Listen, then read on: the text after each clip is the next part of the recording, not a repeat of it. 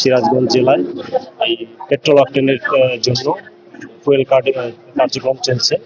গত 1 তারিখ থেকে ফুয়েল কার্ড মূলত 31 তারিখ থেকে কার্যক্রম শুরু হচ্ছে। 1 তারিখ থেকে ফুয়েল কার্ডের মাধ্যমে পাম্প ফিলিং বা ফিলিং স্টেশনগুলো থেকে পেট্রোল এবং ডিজেলের সরবরাহটা যেহেতু স্বাভাবিক আছে, ওটা আমরা ফুয়েল কার্ড ব্যতীতই চলছে। শুধুমাত্র পেট্রোল এবং অকটেন আমরা ফুয়েল কার্ডের মাধ্যমে সরবরাহ করে যাচ্ছি।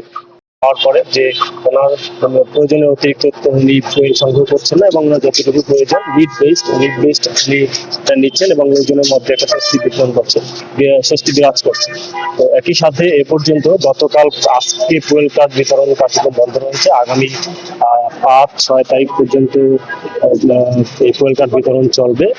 তো যদি এর মধ্যে সবাই ফুয়েল কার্ড মানে কেউ সংগ্রহ করতে না পারেন, প্রয়োজনে এটা এটা প্রয়োজনে বাড়ানো হবে।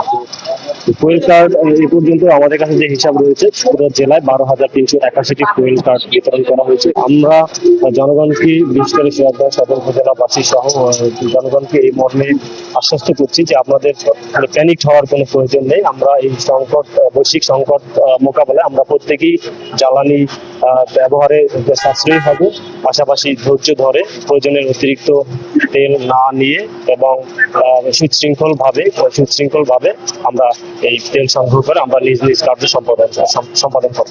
ধন্যবাদ।